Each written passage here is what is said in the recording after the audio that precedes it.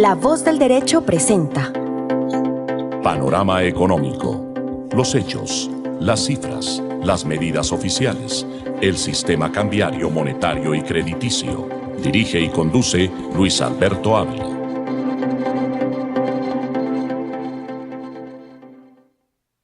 Bienvenidos a Panorama Económico con la dirección general del doctor José Gregorio Hernández Galindo. Hoy les acompañaremos Jimena Charri, Alejandro Velandia, Alberto Ávila, en el Control Master, el ingeniero de sonido Luis Daza.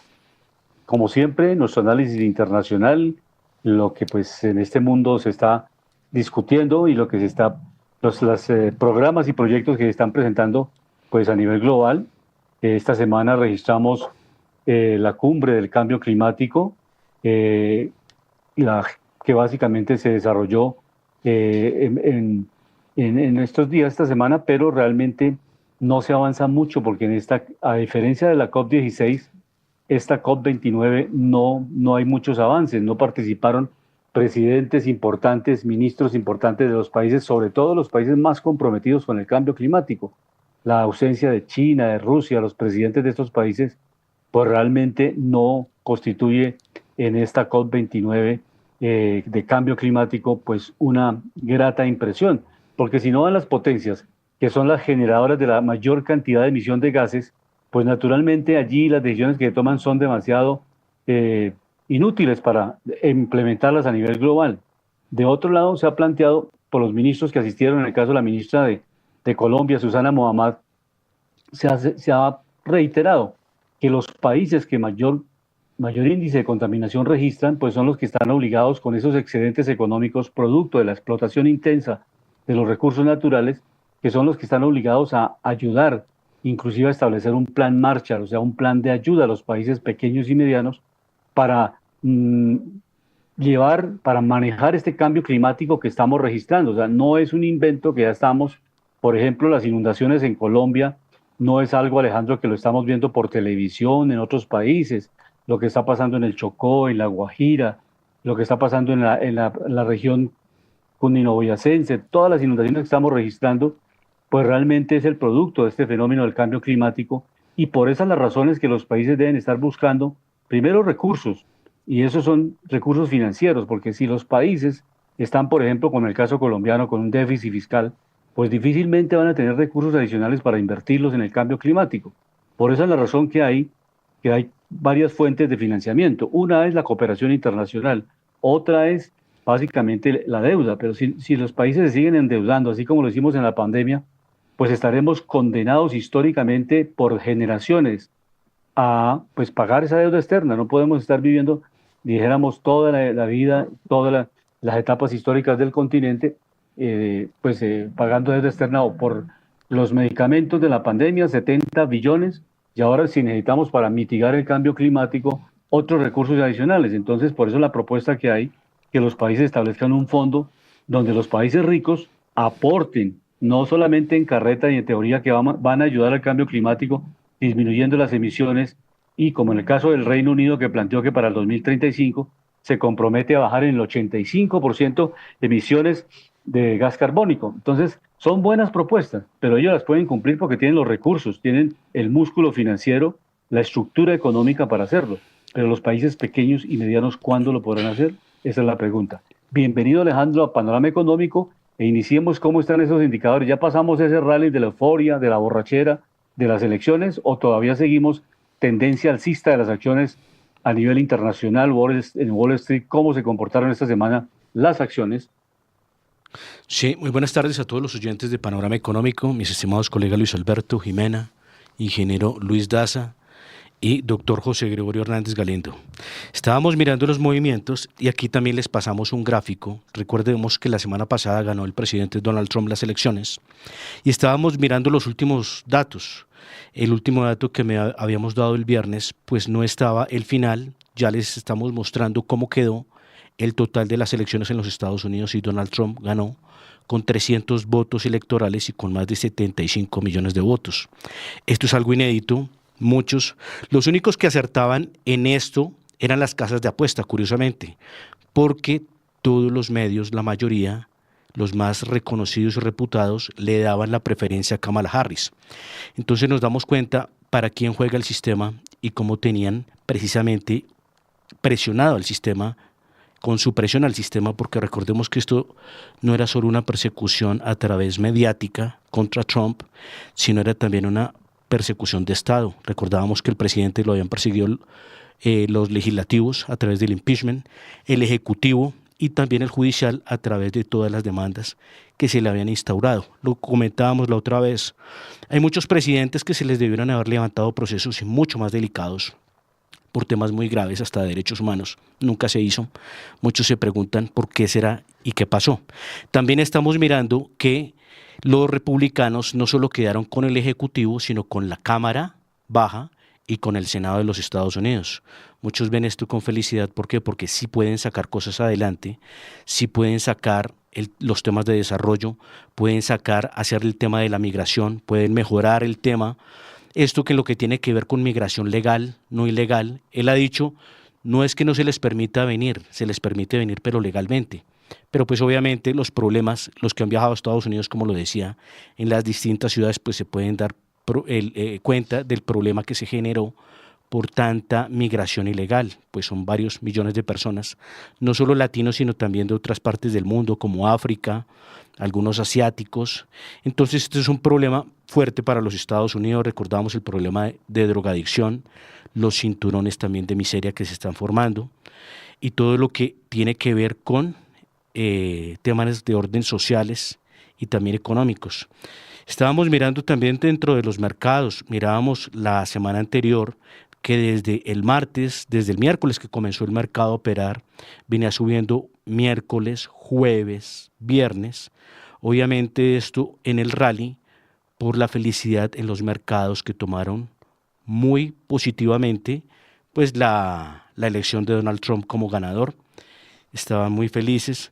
Estamos mirando en este momento que hay una pequeña corrección. Hoy viernes cierra el Dow Jones, recordemos este es el que agrupa las industriales en la bolsa de Nueva York, hoy cerrando en los 43.461 puntos y cerrando levemente a la baja en menos el 0.66%. También miramos, recordábamos en otros indicadores como el Nasdaq Composite, como el Standard & Poor's también venían subiendo. Recordemos que el Standard & Poor's son las 500 más representativas del mercado de los Estados Unidos. El Nasdaq, que agrupa a las industriales, también venía subiendo. Estos también tienen algo de corrección a la baja. En el caso del Standard & Poor's 500, cierran los 5.870 puntos. Este baja levemente el 1.33%. En el caso del Nasdaq, el Nasdaq cierra en los 18.676 puntos, este sí baja con más fuerza, en menos el 2.26. Esta es una corrección, pues obviamente el mercado había subido mucho los últimos días y esto es una corrección también lo que se llama en el mercado por toma de ganancias. ¿Qué es hacer una corrección de toma de ganancias en el mercado? Pues que los operadores, los que invirtieron antes de las elecciones, los que estaban esperando que iba a ganar, los que ven con buena proyección, el gobierno de Trump, pues obviamente si subió su acción un 5, un 10%, pues obviamente quieren liquidar posición y quedarse ya con un resultado ganador. Los que vienen de atrás también, pues fue algo positivo, pero lo que se ve y lo que se prevé en el mercado que con las políticas nuevas de desarrollo, recordemos que Trump está armando un equipo de primer nivel. Digo de primer nivel porque hay muchos empresarios de primer nivel como Elon Musk que le va a ayudar a hacer de Estados Unidos un estado más pequeño, más eficiente, cortar burocracia, cortar puestos que no hacen cosas muy eficientes en los Estados Unidos, estar con los ojos encima de la contratación estatal y revisar precisamente todo el tema del gasto en todo lo que tiene que ver con los dineros públicos. Esto es algo importante, por eso el mercado está feliz, por eso el mercado está respondiendo muy bien. Y dentro de los indicadores que se ven, pues vemos que es positivo. No ha tenido un descenso por debajo del nivel que estábamos antes de saber de Donald Trump, más sin embargo sí es un efecto rally, pero lo que se ve en el mediano y en el corto plazo es positivo, no es malo. Jerome Powell también salió a decir que él iba a terminar su periodo. Donald Trump trata de que la Reserva Federal de los Estados Unidos, que es la Fed, en cabeza de Jerome Powell, tenga una coordinación con él y precisamente todos los temas de política económica vayan de la mano para que Estados Unidos de nuevo vuelva a tener un crecimiento fuerte como lo tuve hace algunas décadas. Recordemos que Estados Unidos llegaba a crecer entre el 3, 4 y 5%, siendo la primera economía de los Estados Unidos. Interesante este análisis que hace Alejandro, pero hay dos enfoques, ¿no?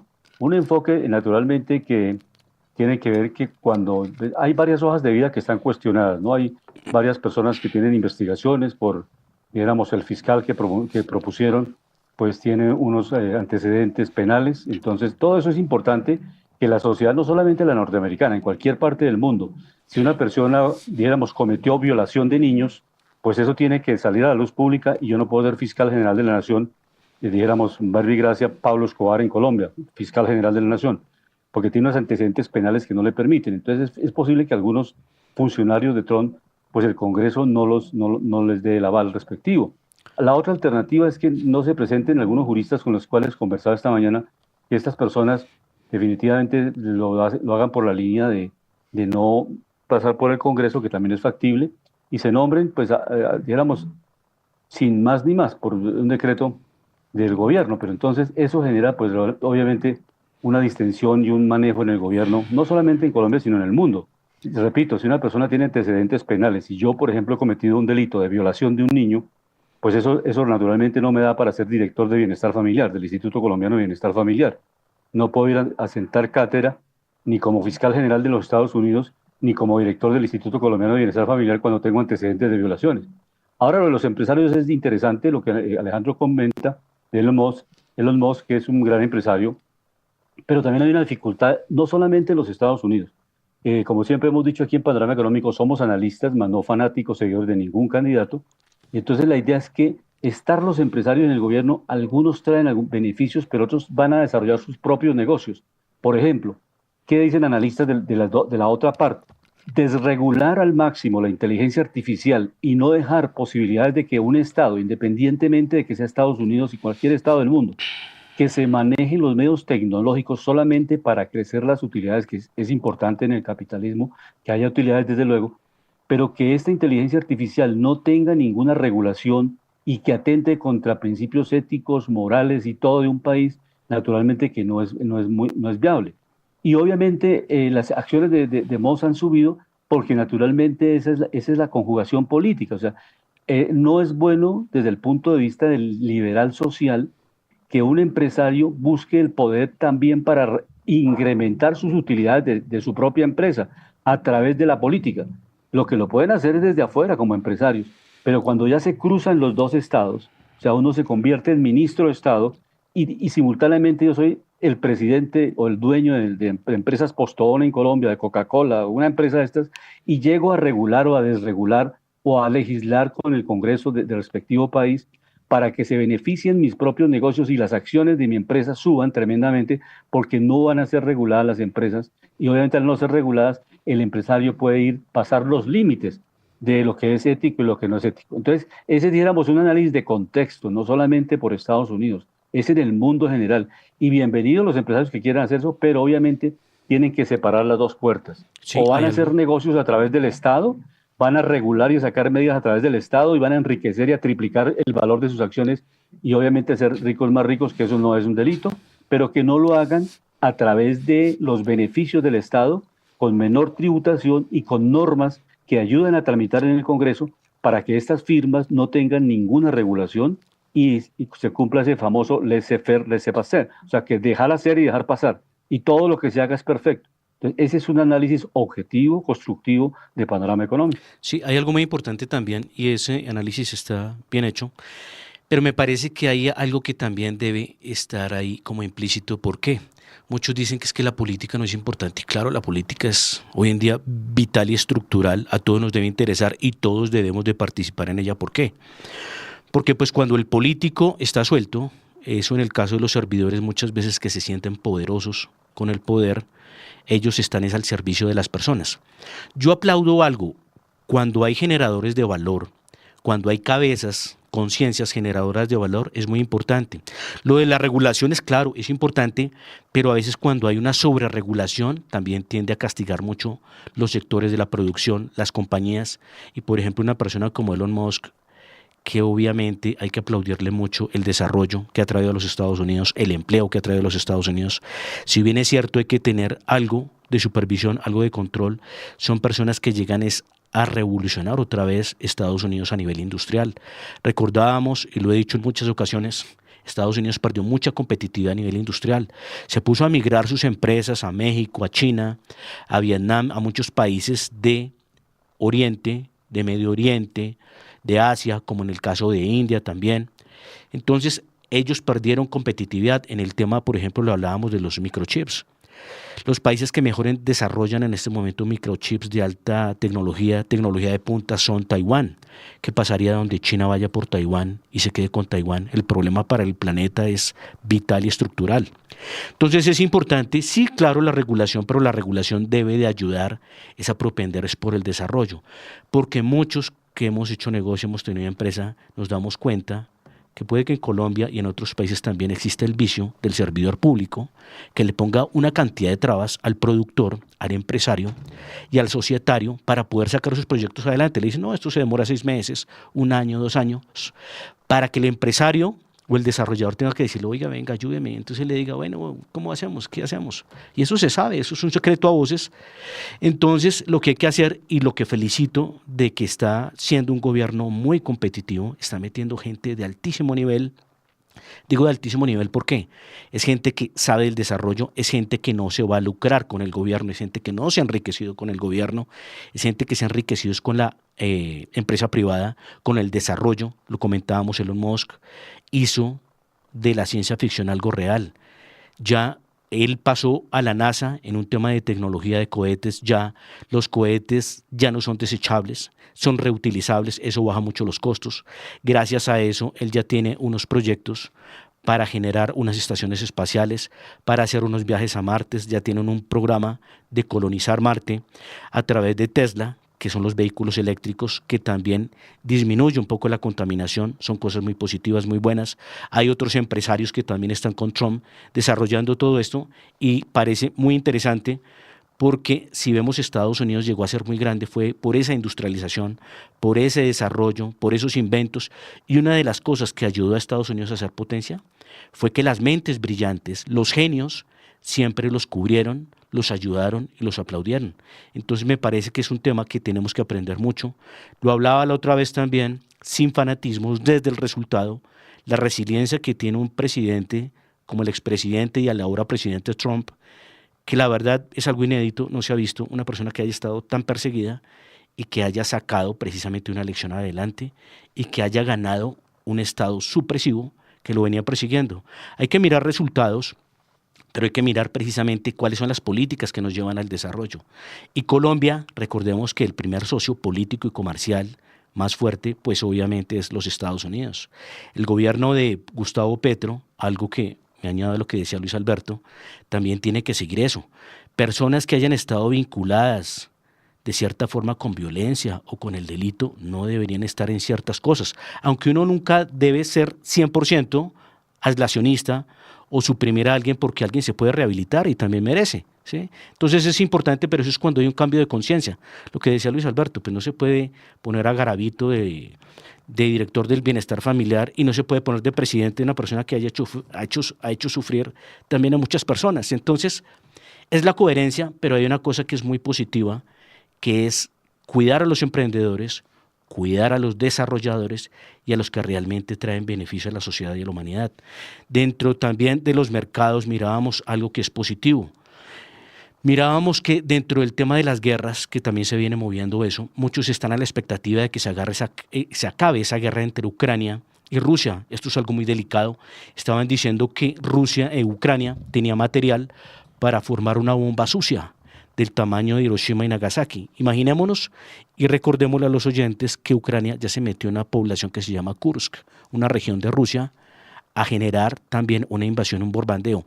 Donde no se pare esta guerra, esto se puede volver fácil, una guerra mundial. Recordemos que hay sociedades ahí hechas entre Rusia, China, Corea del Norte, Entonces al planeta no le conviene seguir con esto, nos conviene parar esto y nos conviene precisamente generar polos de desarrollo y también hacer consensos y ojalá volver a esos acuerdos de Minsk o lo que trataban de trabajar, que era la complementación y el respeto también en ciertas zonas geoestratégicas a nivel mundial, ¿no? Porque recordemos que Rusia, en la Unión Soviética, se desintegró, muchas de sus provincias o ex repúblicas, pues obviamente pasaron al lado de la OTAN y Rusia les dijo, ustedes tenían un tratado con nosotros, ¿por qué lo violaron? De acuerdo, Alejandro. Entonces, hay unos elementos importantes. La reducción de impuestos y subir aranceles. Estos elementos que básicamente reducir el impuesto corporativo desde el 21% al 15%, esa es una de las propuestas del programa de Trump.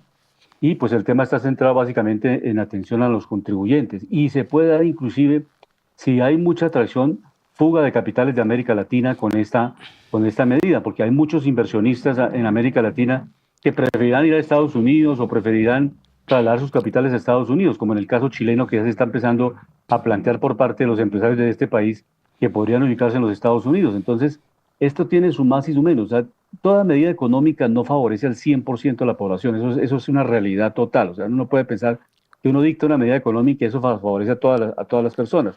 Cuando se suben los aranceles, por ejemplo, pensar subir aranceles al 65%, automáticamente si Estados Unidos no produce ese bien o servicio en los Estados Unidos, ese producto sube el 65% en el precio, o sea, está generando un proceso inflacionario en los Estados Unidos.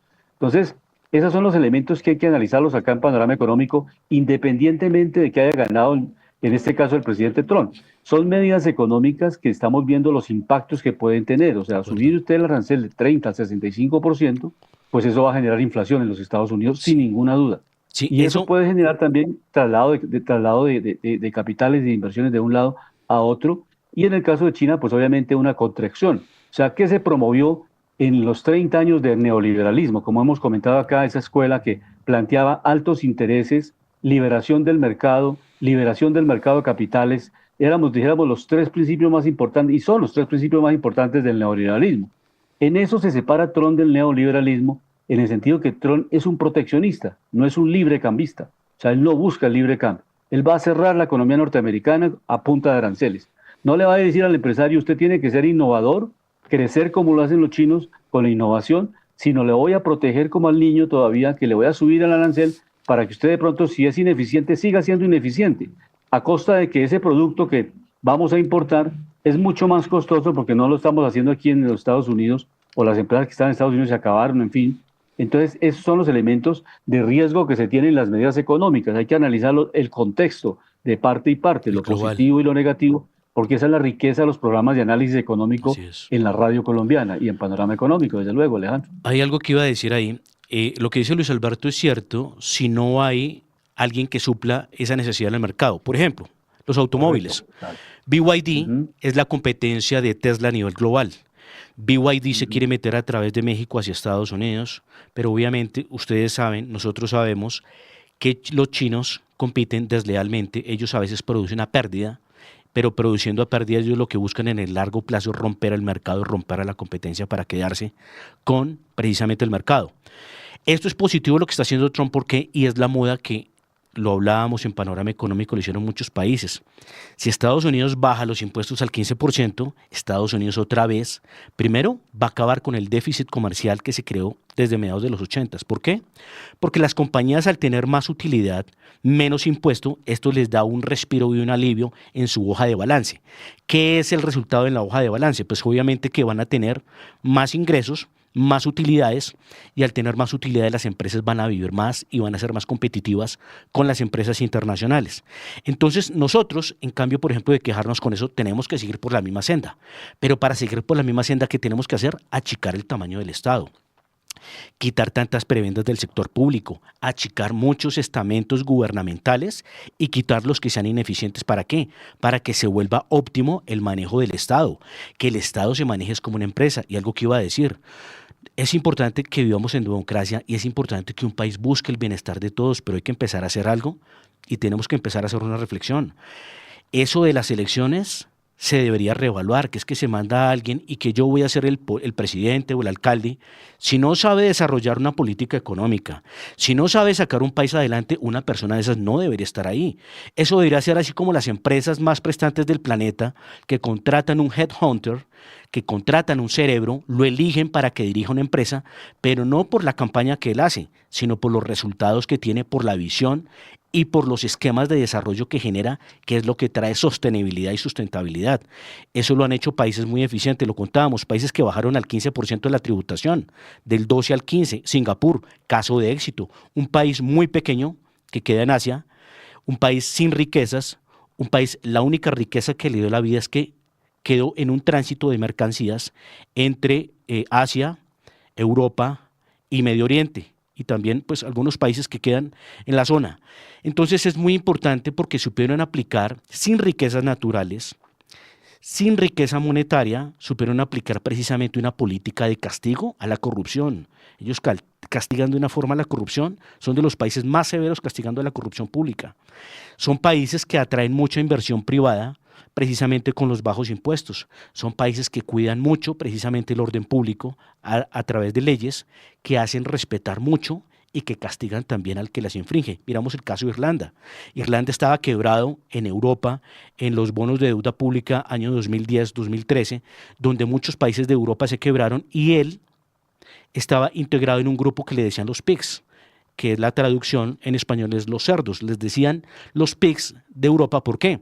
Porque eran desordenados, despilfarradores, no manejaban bien la economía, venían en crecimiento de deuda, no usaban bien su deuda. Entre estos estaba Portugal, Irlanda, Italia, Grecia y España. Irlanda hizo los cambios que debía, achicó el Estado, hizo muchos cambios, atrajo mucha inversión extranjera, no por nada. Hoy en día Dublín en Irlanda es un hub internacional y de atracción a través de muchas empresas. Entonces, ¿ellos qué trataron de hacer?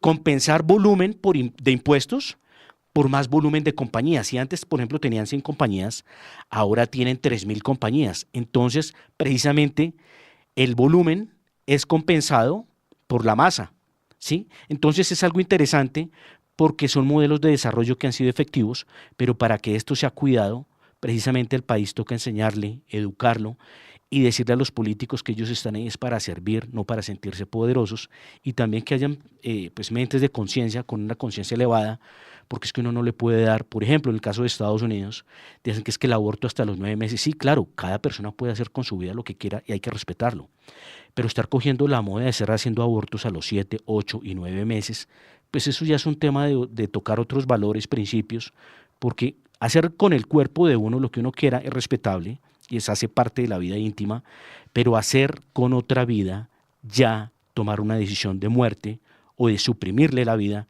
es otra cosa, ¿no? Ya hablamos de, por ejemplo, ya cuando hay un tema de gestación ya muy desarrollado, del 6º mes para arriba. Entonces, todos estos temas es lo que toca volver a los principios. Sí, no se puede ser psicorrígido en ciertos temas, pero es un tema de ir precisamente al principio, al orden y a la estructura de lo que nos puede generar supervivencia entre sociedad. Y qué bueno que ojalá esta administración de Trump ayude a terminar la guerra en Europa, porque recordábamos, Ucrania ya se metió a invadir Rusia, ¿y qué es lo que se viene? Un tema ya se está hablando de bombas sucias o de armas nucleares. Donde esto llegue a pasar, ahí sí que contaminación, cuál impacto ambiental, porque esto sí sería brutal. Entonces muchos de los países que hablan de contaminación ambiental como Francia, recordemos que hacían prácticas de bombas nucleares en el atolón, zonas que eran muy vírgenes. Entonces, pues este tipo de temas me parece que toca ser muy sincero y mirarlo muy en conciencia, porque es que no se puede manejar esto de una forma subjetiva. Y en el caso de Colombia, la contaminación que genera a nivel global, decían los estudios, no alcanzamos ni al 0,25 de lo que se genera en emisión global. Colombia tiene una riqueza por carbón térmico que podríamos generar una cantidad de energía a través de termoeléctricas. Tenemos también un potencial con el tema del gas, con el tema del petróleo. Podemos ser muy ricos, podemos exportar energía eléctrica. Entonces es mirar un tema de que nos toca ser lógicos, nos toca ser no ideólogos. Sí, claro, hay que cuidar el medio ambiente. Por eso hoy en día ya existen las mejores tecnologías. China lo está aplicando, aunque China sí es el mayor contaminante ambiental. No participó precisamente en este congreso de la COP26, pero es importante mirar que Estados Unidos dice cómo Estados Unidos va a atentar contra su propio crecimiento y desarrollo. Si bien es cierto que hay que ir por la senda de las nuevas tecnologías, no podemos nosotros cooptar nuestra riqueza en un sector tan estratégico como es el petróleo, el gas y el carbón, obviamente haciendo buenas prácticas de esto. El grupo de países afectados con conflictos en este momento en la COP29 están pidiendo 20.000 millones de dólares de ayuda al año para destinar esto a las catástrofes naturales, porque es que, Alejandro y audiencia de Panorama Económico, el problema está en los costos que tienen, o sea, todas las familias que tienen que desplazarse, o sea, que son desplazadas por las lluvias, por las inundaciones, porque están en sectores donde obviamente ha habido problemas geológicos, y este desplazamiento forzado implica construcciones de nuevas viviendas, readaptación de familias completas. Entonces los países de menores ingresos, de menores recursos, están pidiendo este apoyo a los países más ricos de 20.000 millones de dólares para lograr por lo menos esto, porque nosotros tenemos las selvas. Los países ricos dicen mantengan el pulmón del mundo, la Amazonía, manténganlo usted ahí, no lo exploten. Pero nosotros a cambio de eso tenemos que recibir o emitir unos bonos verdes o hacer un plan Marshall que permita transferencia de recursos, así como Europa se recuperó después de la Segunda Guerra Mundial con el plan Marshall, unos recursos que provengan de los países que quieren que tengamos ese pulmón, esa Amazonía, que permita obviamente recibir, ser un gran sumidero de todo el carbono que llega de China, en la emisión de carbono, la emisión de los Estados Unidos, la emisión de India, de todos estos países que no quieren aportar, pero tienen grandes utilidades a través de esa explotación fuerte e intensa de los recursos naturales, y que obviamente nuestra Amazonía es el colchón, es el sumidero de esos carbonos. Entonces, esa es la relación que se está haciendo. Ahí no hay ningún color político ni tendencia ideológica de ninguna naturaleza. Es sencillamente un realismo económico. Ustedes, señores países grandes, están explotando el planeta. Sin embargo, ya están buscando otro planeta para acabarlo. Ya estamos terminando con este y ya estamos buscando otros planetas para también extinguirlo. Esa es la gran pregunta del ser humano en este planeta. O sea, ¿qué estamos haciendo? No somos capaces de revitalizar, de reinvertir, de manejar este planeta, y ya estamos peleando por ver quién se queda con otro planeta o dónde está la posibilidad de explotar más recursos en otro planeta para extinguirlo. Entonces, esa es la gran interrogante que hay en COP29, que pues está desarrollando esta semana, y la COP16. La COP29, repito, es la COP de cambio climático, y la COP16 fue la que se hizo en Cali de biodiversidad. Y en esta que se realizó, pues en esta semana, COP29, tampoco asistieron los grandes representantes de los gobiernos de China ni Estados Unidos, y menos el presidente Trump, porque el presidente Trump no es multilateralista. ¿Qué es ser multilateralista? Es sencillamente cuando yo pienso que yo puedo hacer un programa de radio absolutamente solo, que no necesito de nadie, que la OTAN no me sirve para nada, que no me sirve las Naciones Unidas, que no sirve para nada esas entidades. Esa es una concepción respetable, yo no la comparto. Yo soy multilateralista por naturaleza. O sea, yo pienso que los seres humanos llegamos al planeta a compartir, a integrarnos, a ayudarnos, a cooperar. Si no se da esa cooperación, pues sería una vida muy triste, un ser solitario, mandando solo, él mismo consumiendo, él mismo mandando y él mismo todo. Es imposible.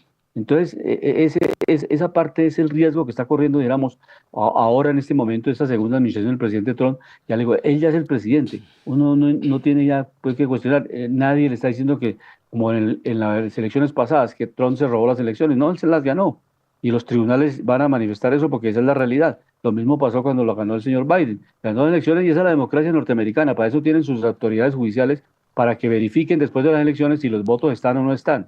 Y como lo decía Biden, yo le voy a entregar la casa pacíficamente. Yo no le voy a hacer ningún mitin aquí en la casa la casa Oval allá en Washington.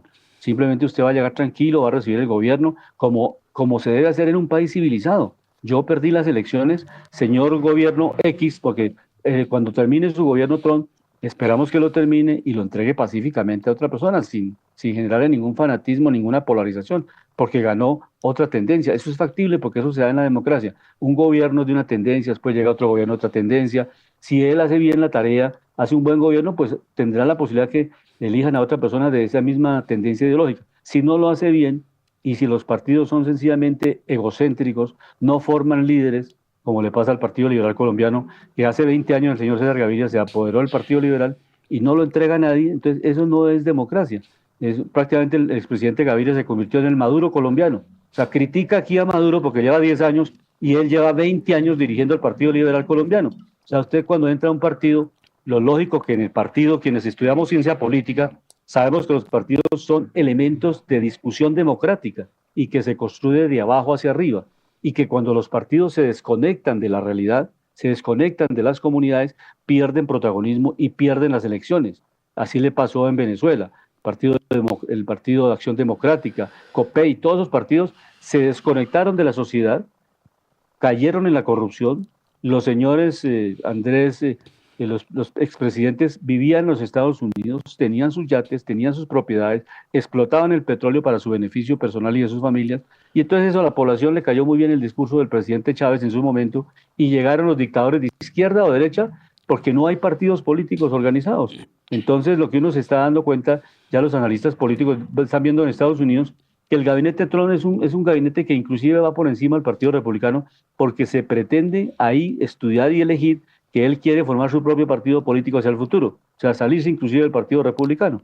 Entonces, pero eso no es nada difícil o nada complicado, porque eso pasa en muchos países. Aquí hay más de 35 partidos en Colombia, entonces, que son demasiados partidos. La idea es que haya unos 10 partidos bien organizados y no 72 franquicias que dan avales y convierten la política en un negocio. O sea, yo le vendo un aval a Alejandro Velandia para que usted sea representante de la Cámara, y se lo vendo en 3.000 millones de pesos, y eso lo paga para poder ser representante o senador de la República. Eso se llama un negocio, eso se llama una franquicia. Eso no es democracia, eso no significa que la gente se gane un derecho a representar a una comunidad, porque la política o la ciencia política es el arte de construir la sociedad a 20, a 30 años. Y la politiquería es el arte de entregarle el poder a mis amigos, a mis socios, a mis empresarios y a la gente que va a hacer negocios con el Estado, pero no a la gente que está pensando cómo es la sociedad mejor dentro de 10 y 20 años, cómo voy a dejar mejor a esa generación de niños y jóvenes. Esa es la verdadera política, que diseñe un Estado que le permita servirle a la sociedad y no servirme del Estado para volverme rico. Esa es la diferencia entre dos tipos de política, aquí en Estados Unidos y en cualquier parte del mundo. Sí, y es algo importante que, Luis Alberto, la gente mire no el servicio público para ir a enriquecerse con el dinero de los impuestos. En próximos programas vamos a hacer un paralelo, Luis Alberto, de cuánto gana un representante de la Cámara en Estados Unidos, de cuánto gana un senador en Estados Unidos, de cuánto gana el presidente en Estados Unidos, de cuánto ganan los magistrados de las Cortes, y vamos a hacer el paralelo con Colombia, y nos vamos a llevar una gran sorpresa, que acá esos puestos ganan muchísimo más que en Estados Unidos, haciendo paridad poder adquisitivo. ¿Qué es paridad poder adquisitivo? Resulta que el costo de vida en Estados Unidos es 4 veces, se multiplica por 4 en el de Colombia. Un ejemplo, para que los oyentes entiendan fácil. Si aquí un arriendo cuesta 2 millones de pesos, en Estados Unidos un arriendo sencillo cuesta $2.000, ¿sí? Entonces, si nos damos cuenta, la paridad poder adquisitivo, $2.000 son 8 millones de pesos. 2 millones de pesos hacen la cuarta parte de 8 millones. Si no estoy mal, por eso en el próximo programa les vamos a traer esta información.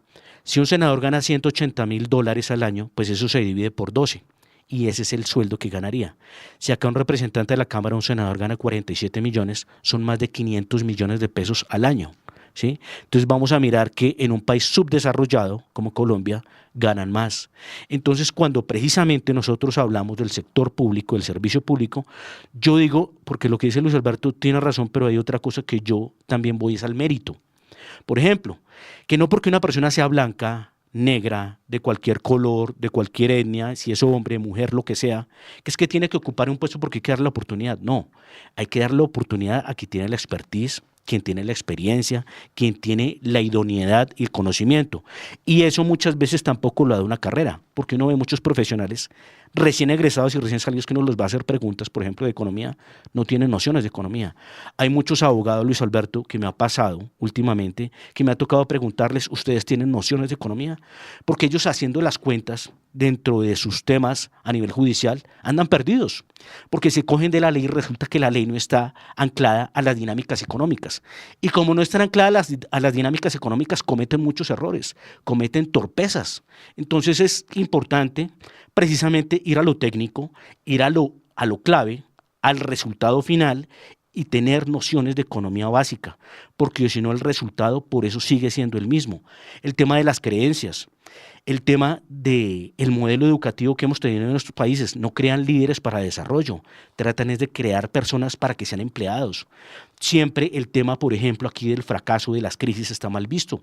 Cuando a un emprendedor en Estados Unidos, en otros países, le dicen si fracasó una vez, aprenda de esta, le dan apoyo, le dan seguimiento, lo tratan bien tributariamente, lo comentamos, no solo el caso de Elon Musk, porque él no era un hombre millonario, él era un hombre sudafricano que fue migrante, entonces sí nos damos cuenta que es la migración también que va a generar desarrollo y calidad, que va a ayudar a un país a que sea próspero.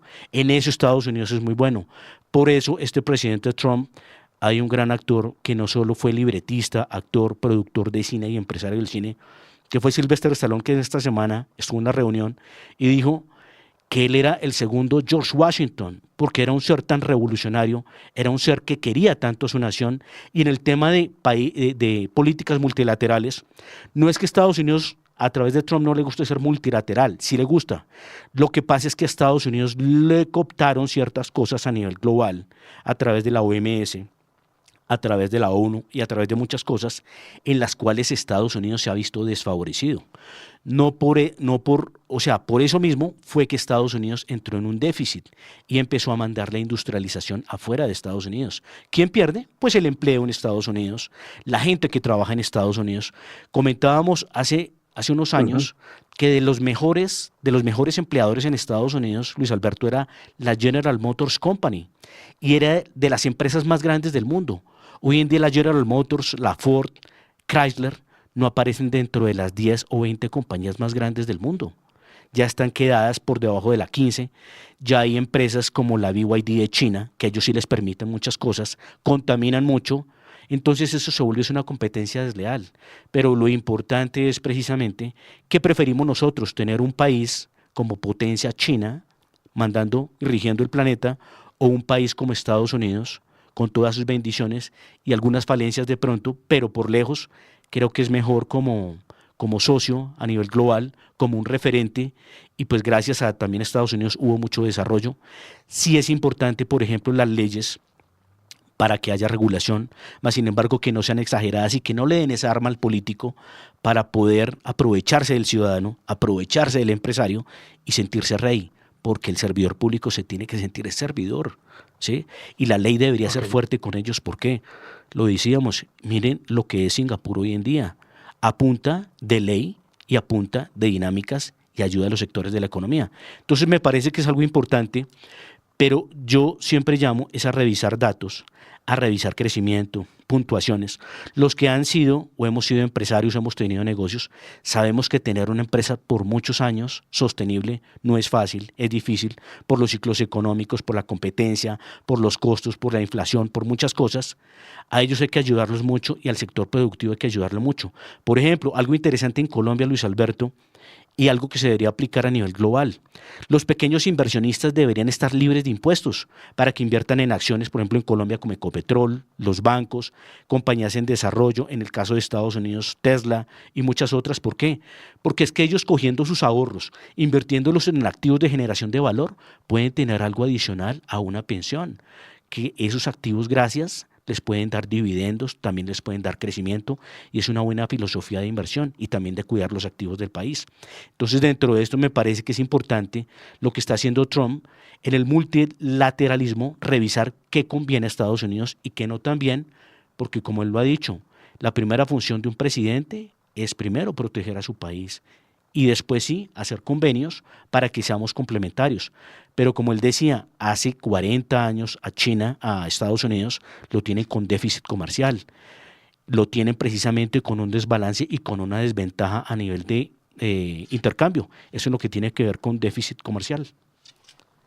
De verdad, inmediatamente vamos a escuchar al presidente de Ecopetrol en el balance trimestral de esta empresa y después miraremos algo bien interesante que es cómo va a quedar la nueva facturación del agua en Bogotá en esta emergencia que estamos viviendo del agua, el racionamiento que están viendo las casas, los apartamentos, los conjuntos residenciales. Iniciamos por el informe del presidente de Ecopetrol. El Permian, desde que se suscribió ese contrato en el 2020, está bajo una modalidad, una figura que se llama el joint venture. Ese contrato tiene asociado, muy amarrado a él mismo, una asignación de recursos importantes para obtener una producción de crudo y de gas y por lo mismo generar unas reservas, generar unos ingresos y una utilidad neta al grupo Ecopetrol.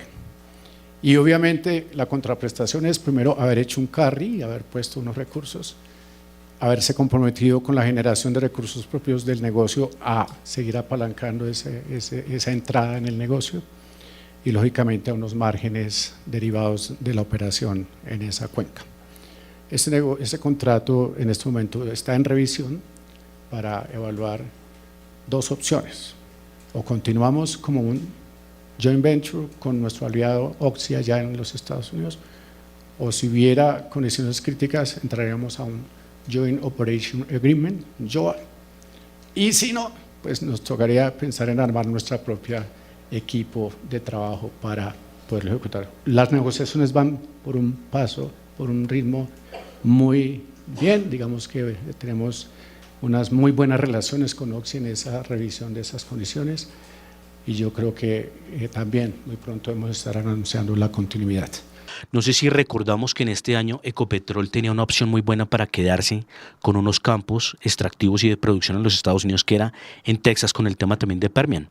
Ecopetrol dijo no por orden del presidente. Entonces, démonos cuenta que muchas veces, y en este momento la acción de Ecopetrol está caída, es precisamente por eso, porque Luis Alberto, el negocio era interesante. ¿Por qué? Nos daba caja inmediata, porque era producción casi que inmediata. Nos daba un adicional en reservas porque incrementaba las reservas de Ecopetrol. Pero adicional, Luis Alberto, estos campos que Ecopetrol tiene en Texas son de los que están más generándole caja en este momento como individuales a Ecopetrol. Es muy interesante. Entonces ahí es cuando uno se tiene que sentar con el presidente, lo que Luis Alberto dice, y decirle, venga, sentémonos, sea lógico, cuide los activos estratégicos de la nación, cuide la caja de la nación, porque Luis Alberto, nosotros sabemos que la empresa individual del Estado que más genera ingresos a la nación es Ecopetrol, y por mucho. Recordábamos al cierre del 2023 utilidades de 19 billones. Cierre del 2022, año maravilloso donde Felipe Bayón estaba obteniendo unos resultados para Ecopetrol muy buenos, 31 billones de utilidades, es algo muy positivo. Eso sin contar los adicionales a los 31 billones, los dineros que se cobran por impuestos y por regalías. Entonces esto es maravilloso, podemos estar hablando de más de 50 billones dentro no solo de Ecopetrol, sino con el sector. Y si sumamos el carbón, si sumamos el gas, el petróleo y todos los sectores, puede pasar fácil de 60 o 70 billones o hasta más. Entonces es interesante toda esa cadena de valor que tenemos, pero es importante decirle al presidente, ya que es economista, porque es que hay algo que yo a veces no entiendo en la ideología del economista, que no ve los números ni los datos, o sea, cómo va a matar la caja de generación de valor. Y también cómo el presidente actual, Roa, se deja meter en esa camisa de 11 varas, pues quedando como la más fea, pues porque los demás le van a decir, venga, hay cosas que son lógicas, hay cosas que son prácticas, ¿por qué no las ejecutan? Miramos que el precio de la acción de Ecopetrol viene caído, viene cayendo, ya está degradada a nivel internacional por algunas de las calificadoras más importantes y como banca de inversión. Esto, por ejemplo, el JP Morgan. JP Morgan degradó Ecopetrol por todas esas políticas, por el manejo de la deuda. El dólar en Colombia está disparado también por el tema de presupuesto, por el tema de bajo recaudo, por el tema de que la industria se viene cayendo, porque el tema de que el Estado no está articulado con el sector privado para ayudarla a generar más ganancias, más utilidades, más crecimientos, más ingresos para ayudarle a su expansión. Miramos, el precio hoy Ecopetrol en la Bolsa de Valores de Colombia rebotó, tuvo un repunte, pero obviamente viene muy castigado.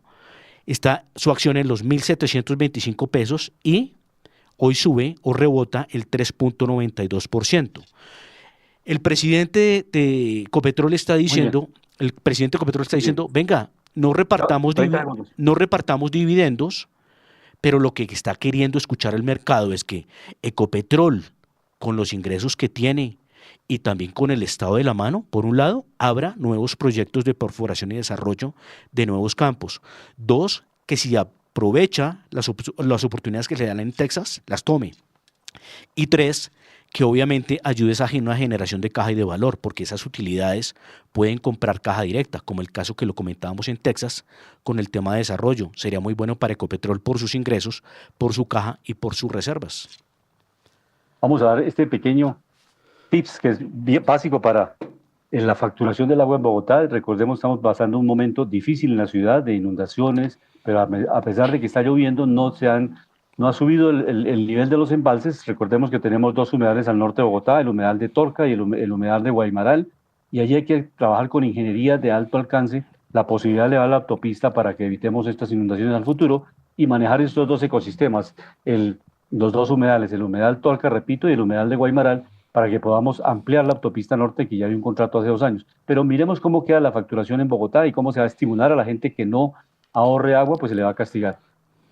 Esta es la nueva factura del acueducto de Bogotá que va a llegar a sus casas a partir del mes de noviembre. Y estamos con la gerente del acueducto, Natasha Bendaño, para que nos explique cuáles son esos 4 principales cambios. Gerente. Bueno, efectivamente tenemos unos cambios muy importantes, todos enfocados a mejorar la relación de los usuarios con el agua. El primero es explicarle a los usuarios en litros su consumo. 1 metro cúbico es muy difícil de saber cuánto es. Litros, todos sabemos cuánto es 1 litro de agua, de gaseosa. Entonces, traducimos esos metros cúbicos, que es la manera en la que cobramos el servicio, a litros en el periodo y a un promedio de litros al día, para que entendamos un poco más cuánto es eso de nuestro consumo. Tenemos algo muy importante adicional y es un semáforo.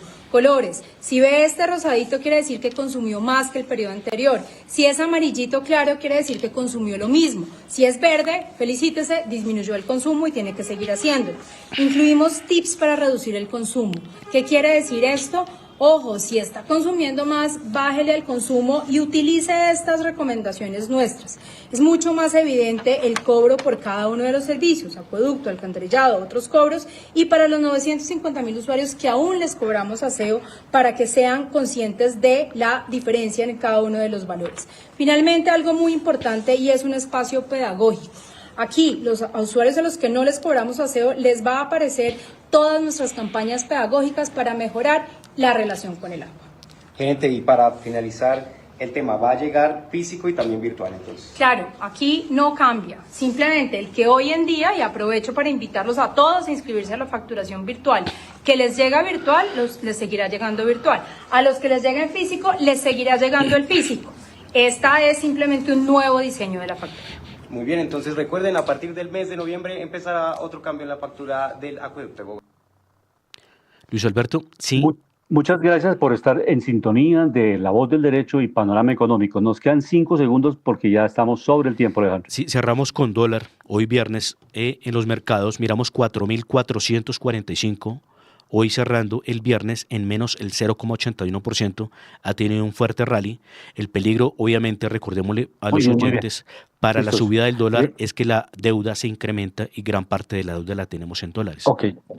Llegamos al final de Panorama Económico con la dirección general del doctor José Gregorio Hernández Galindo. Hoy les acompañamos a Alejandro Velandia, en el control máster el ingeniero sonido Luis Daza y Alberto Ávila en la dirección. Nos vemos la próxima semana en Panorama Económico. La Voz del Derecho presentó Panorama Económico. Los hechos, las cifras, las medidas oficiales, el sistema cambiario, monetario y crediticio, la agricultura, la industria, en La Voz del Derecho.